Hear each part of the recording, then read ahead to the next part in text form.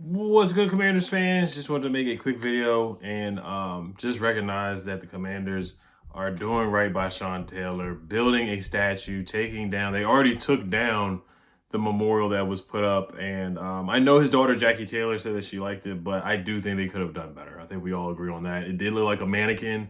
It was a bunch of wires. They had Adidas shoes with the Nike jersey on. I know he wore Adidas as well. But yeah, it was just like, come on, guys, you guys can do a lot better. Like you look at Baltimore with Ray Lewis, they gave him a legitimate statue. Like other teams have given their players real statues and not wires. Like he didn't even have a face. Like it really looked like a mannequin that you see at Foot Locker or Champs or Shoe City, places like that. It really did. I mean, it really did. And I thought they could have did a lot better. Even in the spokesperson that wrote something for the Commanders, it says, quote, after careful consideration, we have decided as an organization to remove the Sean Taylor installation from Commander's Field.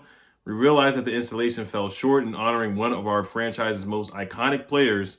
Together with the Taylor family, we are working on a plan which includes unveiling a statue that will rightfully celebrate the legacy and impact that Sean had on our organization, fan base, and community. The Washington Commanders are committed to honoring our legends in a first-class manner, end quote. So that's great to hear, man. Josh Harris coming in and doing things the right way. We know everything was rushed with Dan Snyder. I remember him and Jason Wright, and I'm not going to blame Jason Wright, but that game against, I think it was the Chiefs that we played for like the homecoming game or whatever, we lost that game.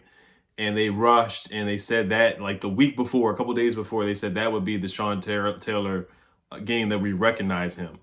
And a lot of fans were upset because they just found if they would have known that before the season, then fans would have made the arrangements to fly in or wherever they live or make a big thing to make sure that they get tickets to go to that game for the Sean Taylor Memorial game. So a lot of wrong things done by Dan. Shout out to Warpath in the my Elite Channel member group chat. He was like, Dan was fighting the legal fees, had to pay all those legal fees, so he went cheap with getting the statue. So it was very not well done by Dan Snyder and Jason Wright at the time. So I'm happy that they are doing this and building him a statue. Sean deserves it, man. I know Freddie Mitchell is still scared thinking about Sean Taylor coming across the middle. Terrell Owens is still scared thinking about Sean Taylor coming across the middle. I know that punter and the Pro Bowler is still shook by that hit by Sean Taylor. I always remember the scoop and score against the Eagles for the touchdown and the fumble recovery for a touchdown against the Buccaneers in the playoffs. I mean, all the great things that Sean did. Looking at some of his numbers again, man, like he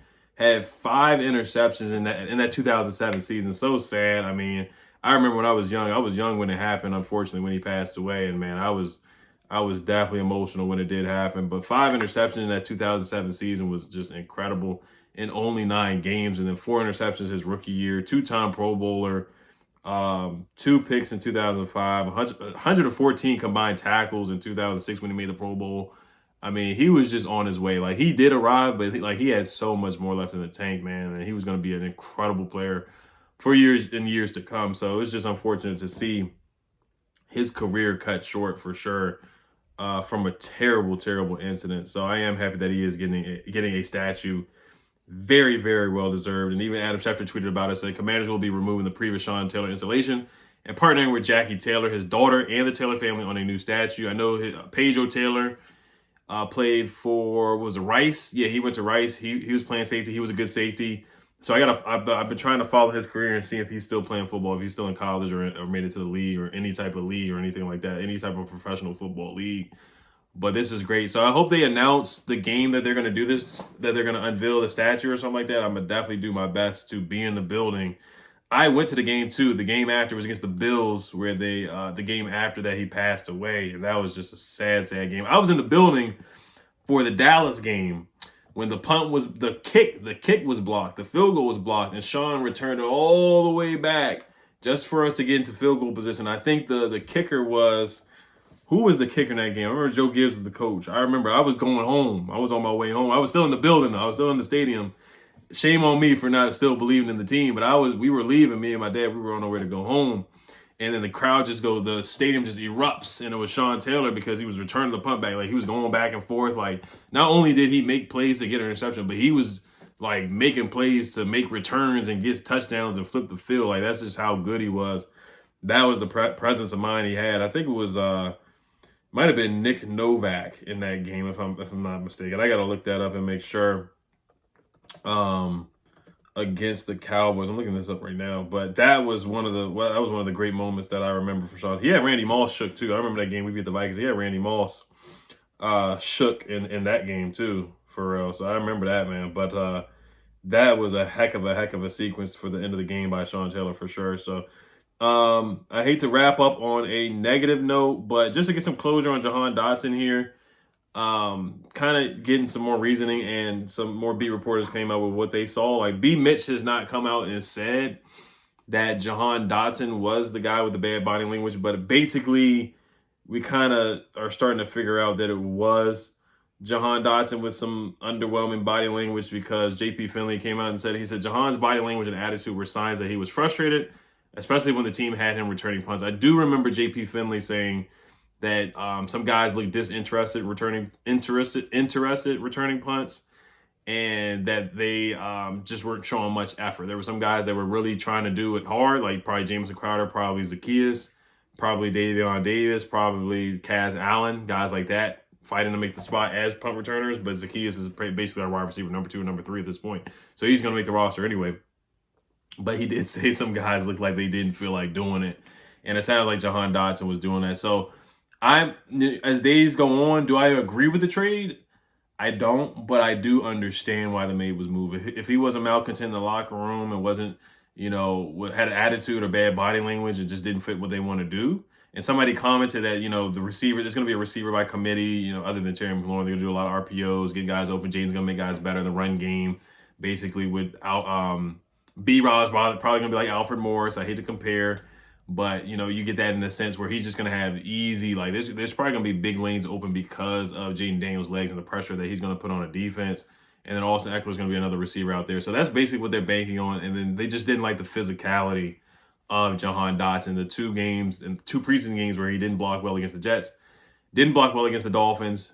Once again, I don't agree on just trading somebody because they struggle to block downfield as a receiver, because I still believe that Jahan Dotson can get you a couple of touchdowns. Can get you at least 4 or 5 receiving touchdowns, which is pretty darn good. And can get you 400, 500 yards. Is that great? No, but it's better than what we've seen from a lot of the guys that we have other than Terry McLaurin on the roster at this point. But I understand he didn't fit their system. They didn't see eye to eye. And like I said, maybe Jahan, they had a conversation where they're like, hey, man, we're getting calls, and do you want to go back to Pennsylvania and play? Because we know you went to Penn State. And Jahan probably was like, hey, man, I'll do it.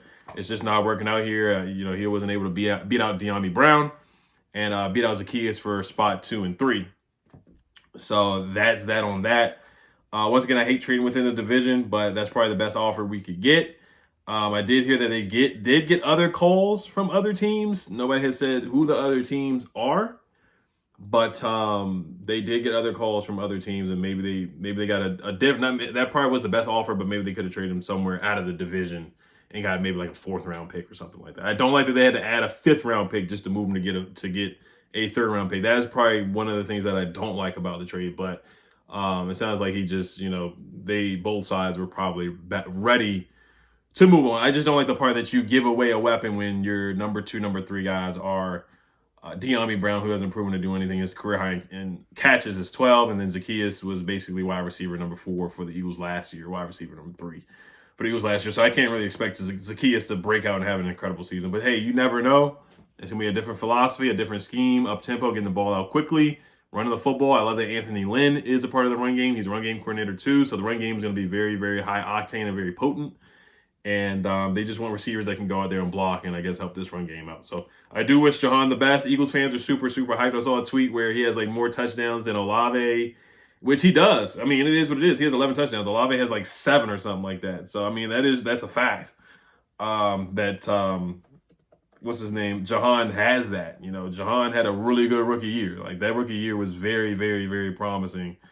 He has 11 touchdowns. Olave has 9. George Pickens has 9. Garrett Wilson has 7. And Drake London has 6. So he has the most touchdowns out of that draft class in touchdowns. So, and that's a fact. So, but I'll end on that. Like I said, bygones be bygones. Let's use this 3rd round pick to possibly get another receiver. Will it be Brandon Ayuk? Who knows? But at least hopefully they can parlay that 3rd round pick and move it for a good receiver or use it in next year's draft for a good player. So we'll see. All right, you guys let me know what you guys think. Hell Commanders. And then my video yesterday, it did get taken down working on some things to make sure that doesn't happen again. So that is unfortunate. I thank you guys for viewing the second video that I had to put back up.